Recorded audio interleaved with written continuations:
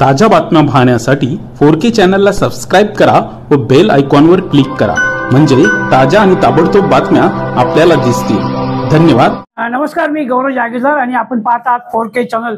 आज आपल्याबरोबर आहेत पनवेल विधानसभेचे चौथ्यांदा आमदार म्हणून निवडून आलेले प्रशांतदादा ठाकूर। काय सांगणार साहेब, लोकांना आपण चौथ्यांदा निवडून आला, लोकांचं एवढं प्रेम, याबद्दल आपण काय बोलणार?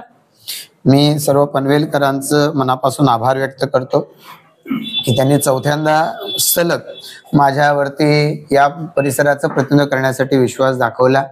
या परिसराचं प्रतिनिधित्व करत असताना या परिसराच्या विकासाच्या दृष्टिकोनातून काम करत राहणं, परिसराच्या समस्या दूर करत राहणं पनवेल विधानसभा मतदारसंघाच्या, ही माझी जबाबदारी आहे आणि ही जबाबदारी मी पार पाडू शकतो हा विश्वास जनतेने दाखवला। मी त्या सगळ्यांचं मनापासून आभार व्यक्त करतो। ज्या ज्या कार्यकर्त्यांनी माझ्यावरती विश्वास दाखवलेला आहे त्या सगळ्या कार्यकर्त्यांचा देखील मी मनापासून आभार व्यक्त करतो की त्या सगळ्या कार्यकर्त्यांच्या मेहनतीमुळे मला ही संधी पुन्हा एकदा मिळालेली आहे। त्या सर्व कार्यकर्त्यांचा आभार मानतो, मग ते भाजपचे असतील, ते महायुतीतले कार्यकर्ते असतील, त्या सगळ्यांचा आभार मानतो।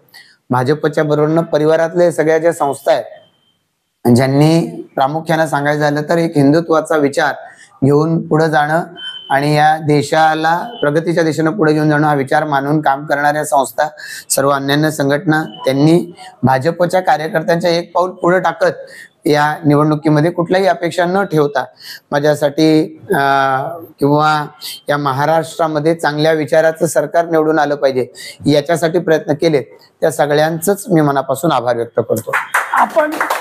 आपण जसे लोकांचे प्रतिनिधी आहात साहेब, पत्रकार पण एक लोकांकडे आशा असते की आमचे प्रश्न आमदार साहेबांकडे पोहोचावेत, कारण सामान्य माणसं आपल्याकडे पोहोचू शकत नाही। तर आपल्या भागातले मूल पाणी समस्या, लाईट समस्या आणि सगळ्यात मोठा प्रॉपर्टी टॅक्स हा खूप मोठा जिव्हाळ्याचा प्रश्न आहे, याबद्दल आता पुढे आपण काय करणार? मी सर्व माझ्या पत्रकार सहकाऱ्यांचं मनापासून आभार व्यक्त करतो।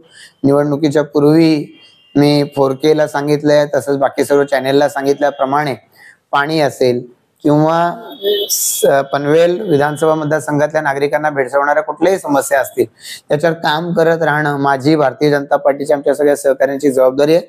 आणि लवकरात लवकर ज्यांची अडचण होते त्या सोडवणं आणि लवकरात लवकर सुविधा निर्माण करणं या दृष्टिकोनात मी काम करत राहणार आहे। ठीक आहे, शेवटचं एवढंच बोलतं की आता लवकर महाराष्ट्राचं नवीन मंत्रिमंडळ स्थापन होईल, मुख्यमंत्री होईल, आपण चौथ्यांदा आमदार झाले आहात, तर पनवेलकरांना एक मंत्री मिळावं अशी सर्व पनवेलकरांची इच्छा आहे, माझी पण इच्छा आहे, ही आपल्या रूपात पूर्ण व्हावी ही इच्छा। मला आपल्या शुभेच्छांबद्दल धन्यवाद। थँक्यू।